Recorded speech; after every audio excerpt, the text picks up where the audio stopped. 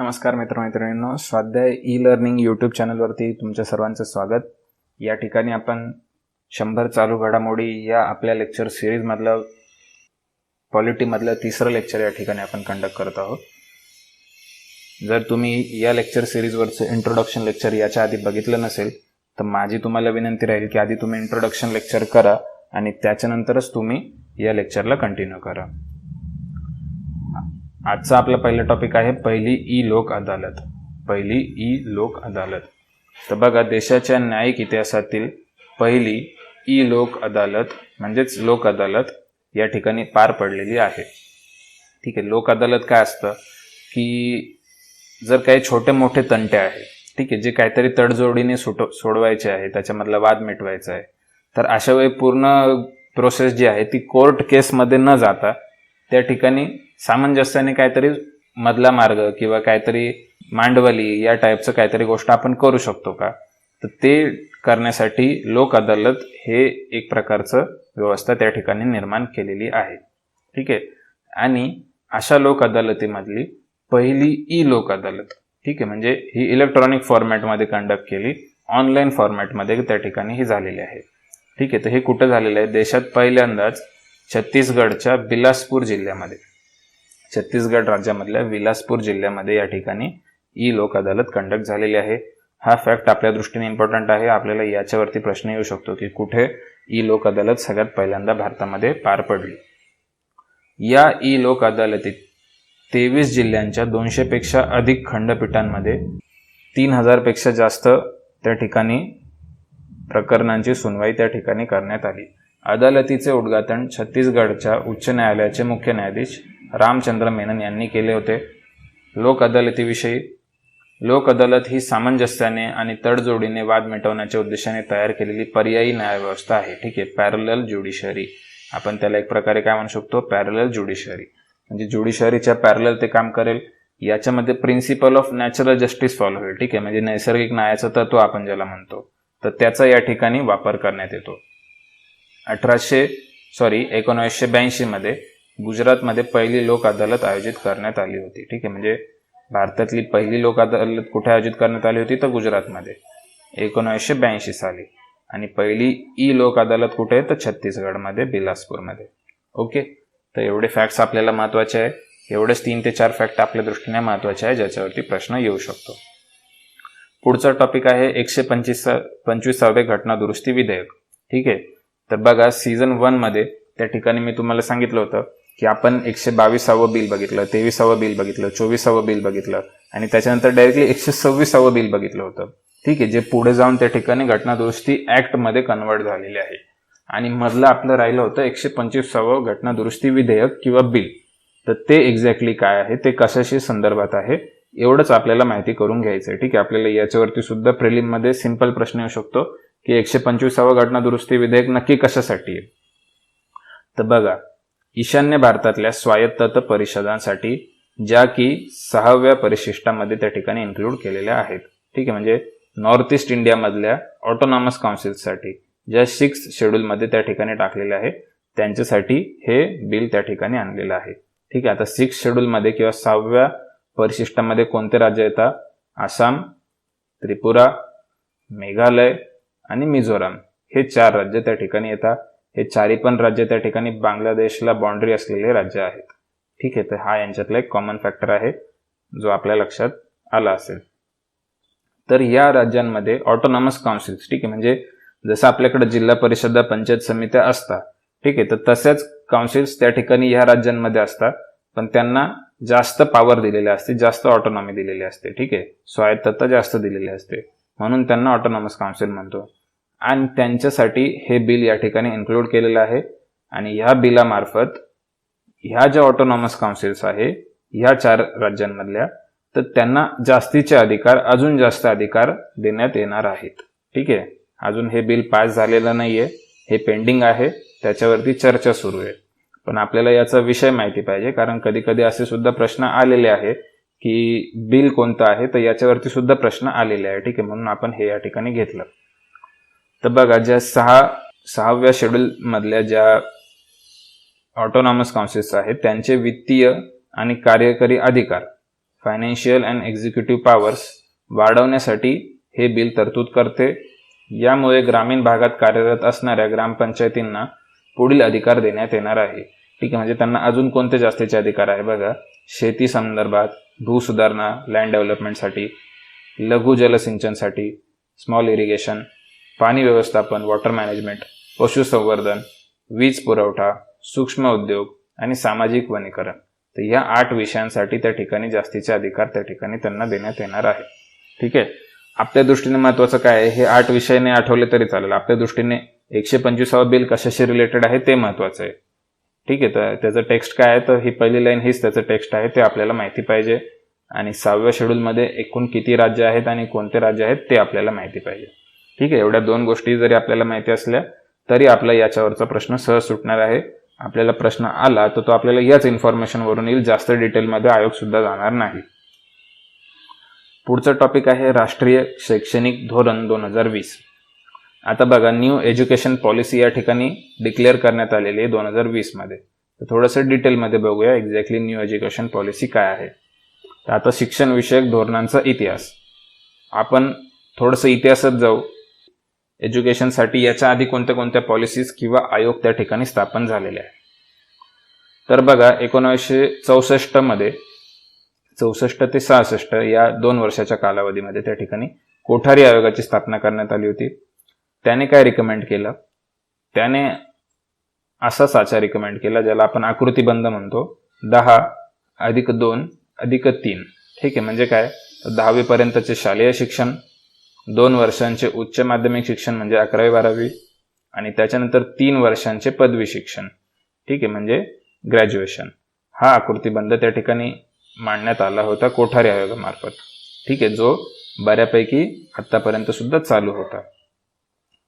अजून काय प्रोव्हिजन्स होत्या, शिक्षणामध्ये त्रिभाषा सूत्राचा स्वीकार करण्यात आला होता. म्हणजे 3 लँग्वेजेसचा फॉर्म्युला या ठिकाणी कोठारी आयोगाने सुद्धा दिला होता. कोणत्या 3 लँग्वेजेस, पहिली आहे मातृभाषा, दुसरा आहे सरकारी भाषा म्हणजे हिंदी किंवा अजून इतर, किंवा इंग्रजी भाषा. ठीक आहे, तर या तिघांचा समावेश करावा असं त्यांनी म्हटलं होतं. प्राथमिक शाळा बालकाच्या घरापासून 1 किलोमीटरच्या अंतरात तर उच्च प्राथमिक शाळा 3 किलोमीटरच्या अंतरात असाव्या, अशा अनेक महत्त्वपूर्ण शिफारसी या ठिकाणी केल्या होत्या. आणि ह्या कोठारी आयोगास भारतीय शिक्षण व्यवस्थेमधील क्रांती असे संबोधले जाते. The revolution in Indian educational system असं म्हटलं जातं कोणाला, कोठारी आयोगाला. ठीक आहे, तर मग हे आपल्याला माहिती पाहिजे. कधी कधी आयोग असे पण प्रश्न आपल्याला विचारतो की भारतीय शिक्षण व्यवस्थेमधील क्रांती हे कोणत्या आयोगाला म्हटले गेले, तर मग त्याचं उत्तर येईल कोठारी आयोग. ठीक आहे, तर मग बस एवढंच लक्षात ठेवा, 10+2+3 आणि भारतीय शिक्षण व्यवस्थेमधील क्रांती आणि त्रिभाषा सूत्र. ओके, याच्यानंतर या आयोगाने जो रिपोर्ट त्या ठिकाणी सबमिट केला गव्हर्नमेंटला, मग गव्हर्नमेंटने त्या रिपोर्टवर अनुसरून त्या ठिकाणी पहिले राष्ट्रीय शिक्षण धोरण त्या ठिकाणी जाहीर केले. ठीक आहे, first education national education policy. ठीक आहे, कोठारी आयोगाच्या शिफारसी लागू करण्याच्या हेतूने 1968 साली देशाचे पहिले राष्ट्रीय शैक्षणिक धोरण जाहीर करण्यात आले होते. राष्ट्रीय विकासाला अधिक गती प्राप्त करून देणे हे या धोरणाचे उद्दिष्ट होते. आणि त्याच्यानंतर डायरेक्टली 20 वर्षांनी दुसरे राष्ट्रीय शैक्षणिक धोरण त्या ठिकाणी जाहीर करण्यात आले 1986 मध्ये. आता बघा, दुसऱ्यामध्ये काय आहे, पहिल्यामध्ये आपल्याला जस्ट त्याचं इयर लक्षात ठेवायचं. ठीक आहे, बाकी प्रोव्हिजन्स तर ज्या कोठारीने दिल्या होत्या त्याच प्रोव्हिजन इथं लागू केलेल्या आहे. ओके, दुसऱ्याचं पण इयर लक्षात ठेवायचं की 1986 ला होतं. या शैक्षणिक धोरणाचा अहवाल एक धोरणात्मक यथार्थ दर्शन या नावाने प्रसिद्ध करण्यात आला होता. एक धोरणात्मक यथार्थ दर्शन या नावाने तो अहवाल पब्लिश करण्यात आला. आणि याने कशी रचना सुचवली, 5+3+2+2+3. ठीक आहे, म्हणजे बघा, इयत्ता 1ली ते 5वी पर्यंतचे 5 वर्षांचे निम्न प्राथमिक शिक्षण, इयत्ता 6वी ते 8वी पर्यंतचे 3 वर्षांचे उच्च प्राथमिक शिक्षण, इयत्ता 9वी व 10वीचे 2 वर्षांचे निम्न माध्यमिक शिक्षण आणि 2 वर्षाचे म्हणजे 11वी-12वीचे उच्च माध्यमिक शिक्षण आणि 3 वर्षांचे पदवी शिक्षण, असा आकृतीबंध यांनी मांडला होता. कोठारी आयोगाचा काय होता, 10+2+3. ठीक आहे, आणि यांचा काय आहे, 5+3+2+2+3. ठीक आहे. याच्यामध्ये त्या ठिकाणी 1992ला सुधारणा करण्यात आली, काहीतरी अमेंडमेंट करण्यात आला आणि त्याला आपण सुधारित शैक्षणिक धोरण म्हणतो. ठीक आहे, सुधारित शैक्षणिक धोरण. मग याच्यामध्ये काय बदल आहे बघा. 1986च्या तरतुदीनुसार त्या ठिकाणी 5 वर्षांनंतर म्हणजे 1990 मध्ये राममूर्ती समितीची स्थापना करण्यात आली. ठीक आहे, म्हणजे बघा या दुसऱ्या शैक्षणिक धोरणामध्ये अजून एक काय तरतूद होती की 5 वर्षांनी याचा रिव्ह्यू करण्यात येईल. ठीक आहे, मग आता 5 वर्षांनी रिव्ह्यू करायचं आहे, पुनरावलोकन करायचंय, तर त्याच्यासाठी राममूर्ती नावाची समिती बसवण्यात आली. ओके, पुढे जाऊन काय काय आहे. इग्नूच्या सहकार्याने सर्वच राज्यांमध्ये मुक्त विद्यापीठांची स्थापना करण्यात आली, हे पण आपल्याला माहिती आहे. याच्यानंतर पुढे जाऊन फास्ट फॉरवर्ड मध्ये 86वी घटना दुरुस्ती आहे 2002 मध्ये. तर 86वी घटना दुरुस्ती 2002 याने काय केलं, भारतीय राज्यघटनेत 21 नावाचं कलम त्या ठिकाणी समाविष्ट करण्यात आलं. मग आता ह्या 21 नुसार, ठीक आहे, इथे लिहायचं राहिलंय, ठीक आहे, 21A याच्यानुसार राज्यसंस्था 6 ते 14 वयोगटातील मुलामुलींना कायद्याने ठरवल्याप्रमाणे मोफत आणि अनिवार्य शिक्षण उपलब्ध करून देईल. ठीक आहे, म्हणजे आता इथे काय म्हटलं 21A नुसार ही राज्य सरकारची जबाबदारी आहे. ठीक आहे, की राज्य सरकारने 6 ते 14 वयोगटातल्या मुलामुलींना मोफत आणि अनिवार्य शिक्षण उपलब्ध करून द्यायचं आहे. तसेच 21A याने बालकांसाठी प्राथमिक शिक्षण हा एक मूलभूत अधिकार मानलेला आहे. ठीक आहे, हा एक फंडामेंटल राईट त्या ठिकाणी डिक्लेअर केलेला आहे.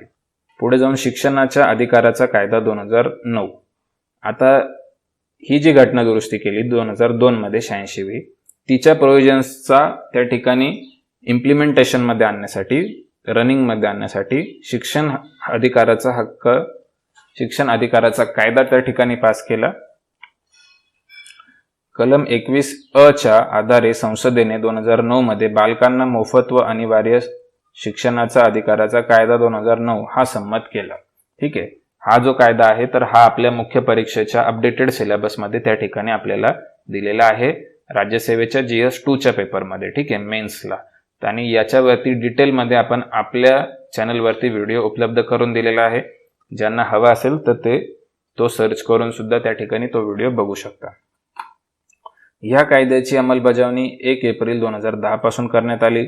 या कायद्यात प्राथमिक शिक्षणाच्या सार्वत्रिकरणासाठीच्या तरतुदी करण्यात आलेल्या आहेत. 6 ते 14 वयोगटातील मुलामुलींना कायद्याने ठरवल्यानुसार मोफत आणि अनिवार्य शिक्षण उपलब्ध करून देण्यात येत होते. तसेच 7वी अनुसूची शिक्षण हा समवर्ती सूचीत येणारा विषय आहे. ठीक आहे, तर हा फॅक्ट आपल्या दृष्टीने महत्त्वाचा आहे की एज्युकेशन हे कॉन्करंट लिस्टचा सब्जेक्ट आहे, समवर्ती सूचीचा सब्जेक्ट आहे, not a state list subject. ठीक आहे, मग आता पुढे बघा. मे 2016 मध्ये माजी मंत्रिमंडळ सचिव TSR सुब्रमण्यम यांच्या अध्यक्षतेखाली नियुक्त करण्यात आलेल्या नवीन शैक्षणिक धोरण उत्क्रांती समितीने the committee for evolution of new education policy या समितीने राष्ट्रीय शैक्षणिक धोरण मसुदा 2016 तयार करण्यासाठी काही माहिती सादर केली. ठीक आहे, आता बघा आपण इथपर्यंत आलोय 2009 मध्ये. ठीक आहे, मग आता 2014 मध्ये जेव्हा नवीन गव्हर्नमेंट आलं तेव्हा त्यांच्या डोक्यात असं आलं की आपण एक नवीन एज्युकेशन पॉलिसी आणू. मग त्याच्यासाठी 2016 मध्ये त्यांनी एक TSR सुब्रमण्यम कमिटी त्या ठिकाणी बसवली आणि त्या कमिटीला त्यांनी काम दिलं की तुम्ही आमच्यासाठी एक नवीन एज्युकेशन पॉलिसीचा ड्राफ्ट त्या ठिकाणी तयार करा. ठीक आहे, मग यांनी यांचा मसुदा त्या ठिकाणी सादर केला. त्याच्यानंतर त्या मसुद्यावरती अभ्यास करण्यासाठी सरकारने अजून एक समिती बसवली. ती आहे ज्येष्ठ शास्त्रज्ञ K. कस्तुरीरंगन यांच्या अध्यक्षतेखाली जून 2017 मध्ये राष्ट्रीय शैक्षणिक धोरण मसुदा समिती नियुक्त करण्यात आली. या मसुदा समितीने राष्ट्रीय शैक्षणिक धोरण मसुदा 2019 हा मनुष्यबळ विकास मंत्र्यांना 31 मे 2019 रोजी सादर केला. ठीक आहे, म्हणजे TSR सुब्रमण्यम समितीने जो ड्राफ्ट बनवला तो स्टडी करून फायनल रिकमेंडेशन सोपवण्याचं काम कस्तुरीरंगन समितीला दिलं आणि त्यांनी 2019 मध्ये त्यांचा फायनल ड्राफ्ट त्या ठिकाणी सरकारला दिला. मग आता सरकारने तो जो ड्राफ्ट आहे त्याला ऍक्सेप्ट केलं आणि त्याच्यावरून या ठिकाणी तिसरं राष्ट्रीय शैक्षणिक धोरण, थर्ड नॅशनल एज्युकेशन पॉलिसी या ठिकाणी 2020 पाहिजे. ठीक आहे, तर इथे प्रिंटिंग मिस्टेक आहे. थर्ड नॅशनल एज्युकेशन पॉलिसी 2020 या ठिकाणी जाहीर केली. ठीक आहे, आणि ज्याच्यामुळे ही न्यूजमध्ये आलं हे सर्व गोष्टी ज्याच्यामुळे आपण हे अभ्यास करतोय तीही गोष्ट आहे. ठीक आहे, म्हणजे आपण हा एवढा हिस्ट्री जे बघितलं की आतापर्यंत काय काय धोरणं होत गेले ते याच्यासाठी बघितलं आपण. ठीक आहे, की तिसरं न्यू एज्युकेशन पॉलिसी, त्याला दोन गोष्टी म्हणू शकतो आपण, एक तर न्यू एज्युकेशन पॉलिसी म्हणू शकतो किंवा थर्ड नॅशनल एज्युकेशन पॉलिसी सुद्धा म्हणू शकतो. मग आता बघा, यांनी नवीन आकृतीबंध सादर केला. तर काय आहे की 10+2 या सध्याच्या शालेय अभ्यासक्रम आकृतीबंधाची जागा आता 5+3+3+4 हा अभ्यासक्रम आराखडा घेईल. हा नवा आकृतीबंध अनुक्रमे 3 ते 8, 8 ते 11, 11 ते 14 आणि 14 ते 18 या वयोगटासाठी राहील. ठीक आहे, म्हणजे पुढचं जे स्ट्रक्चर याच्यानुसार बनून येणार आहे ते 5+3+3+4. तर हा फॅक्ट आपल्यासाठी इम्पॉर्टंट आहे, हा नोट डाऊन करा किंवा लक्षात ठेवा. तर यामुळे काय होतंय की आता 3 ते 6 हा आतापर्यंत समाविष्ट न झालेला वयोगट शालेय आकृतीबंधात येणार आहे. ठीक आहे, तर बघा म्हणजे कसं आहे की आपल्याकडे हा जो कायदा आहे, शिक्षण हक्क कायदा, इथे सुरुवात कुठून होते शिक्षणाची? 6 ते 14 होते, बरोबर. पण आता नवीन जो आकृतीबंध आहे तर याच्यामध्ये सुरुवात कुठून होते? 3 ते 8. ठीक आहे, म्हणजे पहिला जो 1 ते 5 साठी जो गट ठरलेला आहे तो 3 ते 8 वयोगटातला आहे. तर याच्यामुळे काय होतं की 3 वय वर्ष असल्यापासून म्हणजे प्री प्रायमरी एज्युकेशन पासून सुरुवात होती, म्हणजे जे आपलं मॉन्टेसरी वगैरे जे असतं तर तिथून सुरुवात होते शिक्षणासाठी.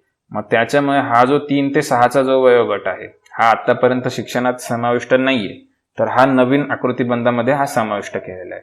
ठीक आहे, म्हणूनच पुढे जाऊन या शैक्षणिक धोरणाने असं पण रेकमेंड केलंय की जो आपला आर्टिकल 21A आहे त्याच्यामध्ये सुद्धा बदल करावा आणि तिथे 6 ते 14 वयोगट न टाकता 3 ते 14 असं टाकावं. ठीक आहे, तर मग आता ते पुढे जाऊन होईल ते बघूया आपण. ठीक आहे, नव्या पद्धतीत 3 वर्ष अंगणवाडी शाळापूर्व अनौपचारिक शिक्षणासह 12 वर्ष शाळा राहणार आहेत. ठीक आहे, म्हणजे बघा 3 ते 6 या 3 वर्षांमध्ये अंगणवाडी शिक्षण आहे, मॉन्टेसरी वगैरे, शाळापूर्व अनौपचारिक शिक्षण. ठीक आहे, राष्ट्रीय शैक्षणिक धोरण 2020 नुसार या तरतुदीचा विस्तार करण्यात येईल.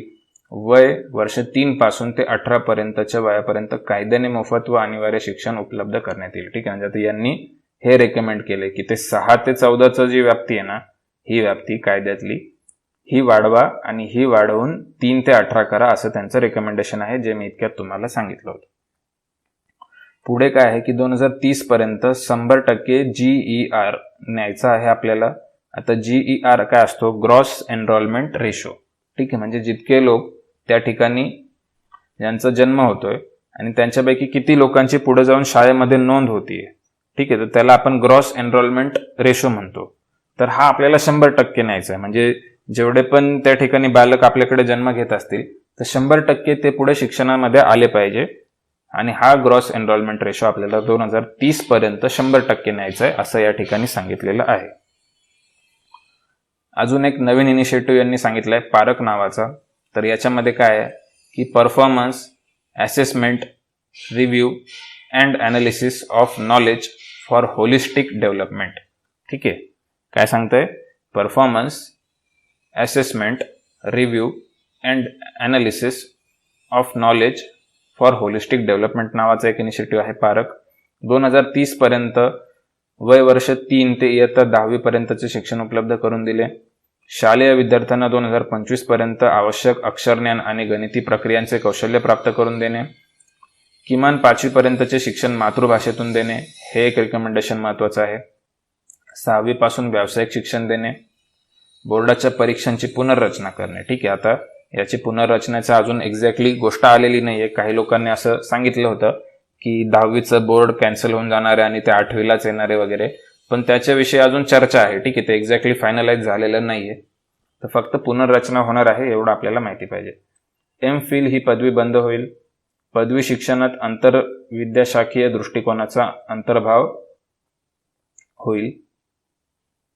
शिक्षणावर एकूण देशांतर्गत उत्पन्नाच्या म्हणजे GDPच्या 6% खर्च करावा. ठीक आहे, तर हा पॉईंट खूप महत्वाचा आहे, हा तुम्ही लक्षात ठेवा की एज्युकेशनवरती किती GDPच्या किती खर्च असावा. तर 6% खर्च असला पाहिजे असं या ठिकाणी मांडण्यात आलेलं आहे. तसेच मानव संसाधन विकास मंत्रालयाचे नाव बदलून शिक्षण मंत्रालय असे केले जाईल. ठीक आहे, तर आता हे करण्यात पण आलेलं आहे. HRD मिनिस्ट्रीचं एज्युकेशन मिनिस्ट्री करण्यात आलेलं आहे. ठीक आहे, जो ह्युमन रिसोर्स डेव्हलपमेंट मिनिस्ट्री होती केंद्राची, त्याला आता एज्युकेशन मिनिस्ट्री असं नाव देण्यात आलेलं आहे. ठीक आहे, तर हे सगळे बदल या ठिकाणी 3ऱ्या राष्ट्रीय शैक्षणिक धोरणाने केलेले आहे, ते आपण बघितले. ठीक आहे, मी तुम्हाला महत्त्वाचे कोणते कोणते आहेत ते या ठिकाणी हायलाइट करून दिलेले आहे. 5+3+3+4 वाला, त्याच्यानंतर 3 ते 18 एवढी व्याप्ती केली गेली पाहिजे. त्याच्यानंतर GR हा 100% नेला पाहिजे. त्याच्यानंतर GDPच्या 6% खर्च केला पाहिजे. HRD मिनिस्ट्रीचं नाव बदलून एज्युकेशन मिनिस्ट्री केलं पाहिजे. तर एवढे 5-6 पॉईंट आपल्याला याच्याविषयी लक्षात ठेवायचे. त्याच्यातूनच आपल्याला या ठिकाणी प्रश्न येऊ शकतो. पुढचा टॉपिक आहे न्यायालयाचा अवमान, कंटेम्प्ट ऑफ कोर्ट. तर बघा आता कंटेम्प्ट ऑफ कोर्ट एक्झॅक्टली काय आहे. सर्वोच्च न्यायालयाचे न्यायाधीश अरुण मिश्रा यांच्या खंडपीठाने 22 जुलै 2020 रोजी नागरी हक्क कार्यकर्ते civil rights volunteer Prashant Bhushan यांच्या विरोधात स्वतःहून न्यायालयाची अवमान याचिका सुनावणीला घेतलेली आहे. ठीक आहे, आणि यांच्यावरती दिवाणी केस त्या ठिकाणी लादलेली आहे. ओके, पुढे जाऊन प्रशांत भूषण यांनी वर्तमान सरन्यायाधीश शरद बोबडे यांचा मोटरसायकलवरील फोटो ट्विटरवरती शेअर करून टीका केली होती, म्हणून त्यांच्यावरती न्यायालयाचा अवमान केला, कंटेम्प्ट ऑफ कोर्ट केला, अशी केस त्या ठिकाणी टाकण्यात आलेली आहे. यामुळे सर्वसामान्य जनतेच्या नजरेत भारताच्या सरन्यायाधीशांचे पद आणि प्रतिष्ठा मलिन होत असल्याचा ठपका ठेवण्यात आलेला आहे. ठीक आहे, तर मग आता पुढे जाऊन काय झालं की पुढे जाऊन त्या ठिकाणी यांना शिक्षा सुनावली, पण ती ₹1 दंड अशी शिक्षा त्या ठिकाणी कंटेम्प्ट ऑफ कोर्टमध्ये यांना सुनावलेली आहे. आपल्याला ते नाही महत्वाचं, आपल्या दृष्टीने महत्वाचं आहे की घटनात्मक काय काय तरतुदी दिलेल्या आहे याच्या बाबतीत. तर बघा घटनात्मक तरतुदी काय आहे की आर्टिकल 129 आणि 215, 129 आणि 215 याच्यानुसार काय म्हणत आहे की सर्वोच्च न्यायालय तसेच उच्च न्यायालय ही अभिलेखाची न्यायालय असते आणि त्यांना न्यायालयाच्या अवमान प्रकरणी शिक्षा ठोठावण्याचा अधिकार आहे. दोघांना सुद्धा आहे. ठीक आहे, म्हणजे काय, सुप्रीम कोर्ट आणि high court will be court of record. अभिलेखाची न्यायालय म्हणजे काय, कोर्ट ऑफ रेकॉर्ड म्हणजे काय, तर जेव्हा कोर्ट एखादं जजमेंट देतं तर ते जजमेंटचाच वापर त्या ठिकाणी एखादी गोष्ट व्हॅलिड आहे की इनव्हॅलिड आहे हे ठरवण्यासाठी करता येऊ शकतो. ठीक आहे, म्हणजे सुप्रीम कोर्टाचं जजमेंट जे असतं त्याचा ॲज अ रेकॉर्ड म्हणून वापर केला जाऊ शकतो. तसंच हायकोर्टाच्या बाबतीत सुद्धा आहे. आणि मग एखादा व्यक्ती अशा निर्णयाविरुद्ध त्या ठिकाणी काहीतरी बोलत असेल किंवा त्याच्या विरोधात वागणूक करत असेल तर मग अशा वेळी तो त्या ठिकाणी कोर्टाचा अवमान आहे. ठीक आहे, कंटेम्प्ट ऑफ कोर्ट आहे असं त्या ठिकाणी समजण्यात येतं आणि त्याला शिक्षा करण्यात येते. ठीक आहे, अजून काय प्रयोजन आहे, कलम 142(2) न्यायालयीन अवमान प्रकरणात सर्वोच्च न्यायालय कोणत्याही व्यक्तीची चौकशी करू शकते आणि शिक्षा ठोठावू शकते. ठीक आहे, भारतातील न्यायालयाचा अवमान कायदा कंटेम्प्ट ऑफ कोर्ट ऍक्ट 1971 मध्ये दिवाणी अवमान म्हणजे सिव्हिल कंटेम्प्ट आणि फौजदारी अवमान म्हणजे क्रिमिनल कंटेम्प्ट असे 2 प्रकार त्या ठिकाणी नमूद केलेले आहेत. ठीक आहे, म्हणजे बघा आता हे सिव्हिल कंटेम्प्ट आहे की क्रिमिनल कंटेम्प्ट आहे हे कुठं दिलेलं आहे, तर ह्या कायद्यामध्ये दिलेलं आहे कंटेम्प्ट ऑफ कोर्ट ऍक्ट 1971. हे संविधानात दिलंय का, तर नाही. संविधानात जस्ट कंटेम्प्ट ऑफ कोर्ट दिलेलं आहे आणि त्याच्या प्रकारे त्या ठिकाणी न्यायालय शिक्षा सुनावू शकतो. पण एक्झॅक्टली कंटेम्प्ट ऑफ कोर्ट काय आहे, मग त्याचे कोणते टाईप पडतात ते त्या ठिकाणी वेगळ्या कायद्यात दिलेलं आहे, तो म्हणजे कंटेम्प्ट ऑफ कोर्ट ऍक्ट. मग त्याच्यानुसार 2 टाईप आहे कंटेम्प्ट ऑफ कोर्टचे. पहिला आहे सिव्हिल कंटेम्प्ट म्हणजे दिवाणी अवमान. मग याच्यामध्ये काय आहे की स्वेच्छेने आज्ञाभंग करणे, म्हणजे कोर्टाने एखादी गोष्ट त्याला सांगितली असेल करायला आणि त्याने ती स्वेच्छेने नाकारली तर याचा अर्थ त्याने कोर्टाची आज्ञा मानली नाही असा होईल आणि तो सिव्हिल कंटेम्प्ट ऑफ कोर्ट होईल. ठीक आहे, आणि दुसरा आहे फौजदारी अवमान म्हणजे क्रिमिनल कंटेम्प्ट ऑफ कोर्ट. याच्यामध्ये काय आहे की न्यायालयाची अधिसत्ता लेखी व शाब्दिक स्वरूपात चिन्हाद्वारे किंवा कृतीद्वारे मलिन किंवा विकृत करण्याचा प्रयत्न किंवा तिचे खच्चीकरण करण्याचा प्रयत्न करणे होय. म्हणजे काय की कोर्टाने एखादा निर्णय दिला तर त्याच्या विरोधात तुम्ही काहीतरी लिहिणे, त्याच्या विरोधात लोकांना भडकवणे, तसेच त्याच्या विरोधात काहीतरी ऍक्शन करणे, तर हा झाला क्रिमिनल कोर्ट. जस्ट तुम्ही कोर्टाचा निर्णय मानला नाही, ठीक आहे, आज्ञाभंग केली कोर्टाची, तर तो सिव्हिल कंटेम्प्ट होईल, दिवाणी होईल. आणि त्याच्या विरोधात तुम्ही काहीतरी केलं तर तो क्रिमिनल कंटेम्प्ट होईल. ठीक आहे, म्हणजे याच्यामध्ये काय डिग्रीचा फरक आहे. ठीक आहे, म्हणजे हे जास्त हार्श आहे, हे कमी हार्श आहे. ओके. आणि हे जे प्रशांत भूषण आहे यांच्यावरती सिव्हिल कंटेम्प्ट ऑफ कोर्टची केस चालली होती. ठीक आहे, इथे बघा सिव्हिल कंटेम्प्ट ऑफ कोर्टची केस चालली होती. ओके. तर हे आपल्याला जस्ट 2 टाइप्स लक्षात ठेवायचे. प्रशांत भूषणच्या केसशी आपल्याला काही घेणं देणं नाही, आपल्याला त्याच्यावरती काही प्रश्न येणार नाही. अजून बघा की हा जो कंटेम्प्ट ऑफ कोर्ट ऍक्ट आहे 1971चा, याच्यामध्ये 2006ला दुरुस्ती करण्यात आली आहे. आणि त्याच्यामध्ये कायद्यामध्ये सत्य आणि सहृदय म्हणजे गुड फेथ या 2 शब्दांचा या कायद्याविरोधात बचावात्मक स्वरूपात समावेश केलेला आहे. ठीक आहे, म्हणजे एखादा व्यक्ती जर काहीतरी गोष्ट सत्य बोलत असेल किंवा एखादा तो गुड फेथमध्ये काहीतरी टीका करत असेल किंवा काहीतरी चांगलं सांगत असेल, तर अशा वेळी तो कंटेम्प्ट ऑफ कोर्ट होणार नाही, अशी दुरुस्ती 2006ला याच्यामध्ये करण्यात आलेली आहे. ठीक आहे, तर एवढं आपल्याला लक्षात ठेवायचं आहे याच्याविषयी. ठीक आहे, आपल्याला बस फॅक्ट्स माहिती पाहिजे की कंटेम्प्ट ऑफ कोर्टसाठी शिक्षा करण्याचा अधिकार हायकोर्टला जसा आहे तसा सुप्रीम कोर्टला सुद्धा आहे, दोघांनाही आहे. त्याच्यासाठी कायदा कोणता केलेला आहे, त्याचे कोणते 2 टाईप होतात, 2 टाईपमध्ये काय फरक आहे, एवढं आपल्याला माहिती पाहिजे. पुढचा टॉपिक आहे वडिलोपार्जित संपत्तीत मुलींना समान वाटा. तर बघा आता हे काय होतं, 2005 पूर्वीच्या प्रकरणातही न्यायालय हिंदू वारसा दुरुस्ती अधिनियम 2005 म्हणजे हिंदू सक्सेशन ऍक्ट 2005 अस्तित्वात आला. त्यावेळी वडील हयात असोत किंवा नसोत त्यांच्या संपत्तीमध्ये मुलाप्रमाणे मुलींनाही समान वाटा मिळणार असा निर्णय त्या ठिकाणी सर्वोच्च न्यायालयाने दिलेला आहे. याची हिस्ट्री सांगतो. सुरुवातीला आपल्याकडे जी वडिलांची संपत्ती आहे त्याच्यामध्ये फक्त वारस म्हणून मुलगाच त्या ठिकाणी असेल असं त्या ठिकाणी प्रोव्हिजन होती हिंदू कायद्यानुसार. पुढे जाऊन 2005 मध्ये त्याच्यामध्ये बदल करण्यात आला आणि त्याच्यामध्ये असं सुचवलं की मुलीला सुद्धा त्या ठिकाणी संपत्तीमध्ये समान वाटा आहे, जेवढा मुलाला आहे दोघांनाही सारखा सारखा वाटा त्या ठिकाणी आहे असं त्या ठिकाणी त्या कायद्यामध्ये टाकलं. पण आता हे जे 2005 साली हा जो बदल केला, तर हा 2005 नंतर पुढे जन्माला येणाऱ्या लोकांसाठी केला. ठीक आहे, म्हणजे हा रेट्रोस्पेक्टिव्ह नव्हता. कोणी 2005च्या आधी जन्मलेला असेल तर त्या मुलीला याचा त्या ठिकाणी अधिकारामध्ये क्लेम करता येत नव्हतं. ठीक आहे, म्हणजे रेट्रोस्पेक्टिव्ह चालू नव्हतं, प्रोस्पेक्टिव्ह चालू होतं. हाच त्याच्यातला वाद आहे. आणि मग पुढे जाऊन याच्यासाठी सुप्रीम कोर्टामध्ये केस उभी राहिली की या कायद्याचा जो वापर आहे तो रेट्रोस्पेक्टिव्ह सुद्धा करण्यात यावा.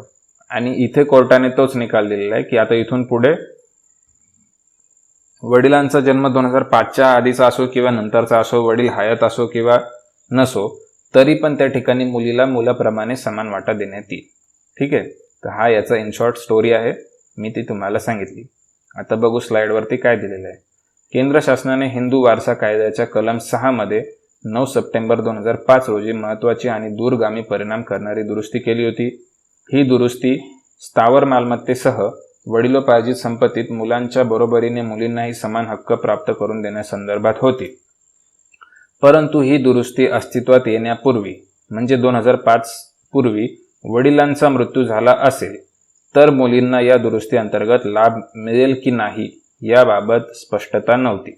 आलं लक्षात, म्हणजे 2005 पूर्वीच्या केसेसला लागू नव्हतं इन शॉर्ट. मग आता सुप्रीम कोर्टाने हा निर्णय देऊन ते 2005च्या पूर्वीच्या केसेसला सुद्धा लागू केलेलं आहे. ओके, मग आता जो सुप्रीम कोर्टाने निर्णय दिला त्याच्यात सुप्रीम कोर्टाने काय म्हटलं की वुमन वेअर रिकॉग्नाइज्ड ॲज को पार्सनर और जॉईंट लिगल हेअर. ठीक आहे, को पार्सनर ही एक टेक्निकल टर्म आहे या विषयाची. को पार्सनर आपण कोणाला म्हणतो की जो एखाद्या संपत्तीत सुरुवातीपासून त्याचा वाटेकरी आहे. ठीक आहे, जॉईंट लिगल हेअर आहे, त्याचा वारस आहे, तर त्याला आपण इंग्लिशमध्ये को पार्सनर म्हणतो. तर तेच या ठिकाणी महिलांना को पार्सनर रिकॉग्नाइज करण्यात आलेला आहे. अजून या कायद्याविषयी काय काय महत्वाचं आहे की हा जो हिंदू सक्सेशन ऍक्ट आहे 1956ला सरकारने तयार केलेला, हा Mitakshara school of Hindu law याच्यावरती बेस्ड आहे. ठीक आहे, म्हणजे मिताक्षरा नावाचं एक स्कूल ऑफ थॉट आहे. हिंदुइझममध्ये 2 प्रकारचे लॉज असतात, ते मी आता डिटेलमध्ये नाही सांगत, पण त्याच्यातला मिताक्षरा स्कूलवरती हिंदू सक्सेशन ऍक्ट हा बनवलेला आहे आणि याच्यानुसार it govern the succession and inheritance of property but only recognised male as their legal heirs. ठीक आहे, म्हणजे जेव्हा सुरुवातीला बनला होता त्याच्यामध्ये फक्त मेल्सला लिगल हेअर बनवलेलं होतं. तसेच this law applied to everyone who is not a Muslim, Christian, Parsi और ज्यू बाय रिलिजन. ठीक आहे, म्हणजे हा कायदा कोणाला लागू आहे? हिंदू सक्सेशन ऍक्ट, जे मुस्लिम नाहीये, ख्रिश्चन नाहीये, पारसी नाहीये आणि ज्यू नाहीये. मग आता याचा अर्थ काय उरतो? तर इतर लोक म्हणजे कोणतं? बुद्धिस्ट, शीख, जैन, आर्य समाजी, ब्राह्मण समाजी लोक, या सर्वांना या ठिकाणी या कायद्यानुसार हिंदू समजलेला आहे आणि त्यांना हा कायदा लागू होतो. ठीक आहे, म्हणजे जरी याचं नावामध्ये आपल्याला असं दिसत असलं की हा हिंदू सक्सेशन ऍक्ट आहे, तरी हा बुद्ध, शीख आणि जैन या धर्मांना सुद्धा त्या ठिकाणी लागू होतो, जसाच्या तसा लागू होतो. ठीक आहे, मग आता त्याच्यामुळे त्यांच्यामधल्या महिलांना सुद्धा त्या ठिकाणी संपत्तीमध्ये वाटा मिळणार आहे. ठीक आहे, तर हे आपल्याला याच्याविषयी लक्षात ठेवायचं आहे. आय होप हा मुद्दा तुमचा क्लिअर झाला असेल. तर ठीक आहे, आजचे 5 टॉपिक आपले इथे संपलेले आहे. भेटूया पुढच्या लेक्चरमध्ये. आय होप तुम्हाला नवीन सिरीजचे लेक्चर आवडत आहे आणि तुम्ही त्यांना एन्जॉय करताय. जर तुम्ही पहिल्यांदाच हा व्हिडिओ बघत असेल तर तुम्ही याला सबस्क्राईब करू शकता. तसेच काही प्रश्न असल्यास मला तुम्ही त्या ठिकाणी कमेंट करू शकता. आपलं टेलिग्राम चॅनल आहे ज्याला तुम्ही जॉईन व्हा. त्या ठिकाणी आपण याचे सर्व PDF काही काळाने उपलब्ध करून देणार आहोत. भेटूया पुढच्या लेक्चरमध्ये. थँक्यू.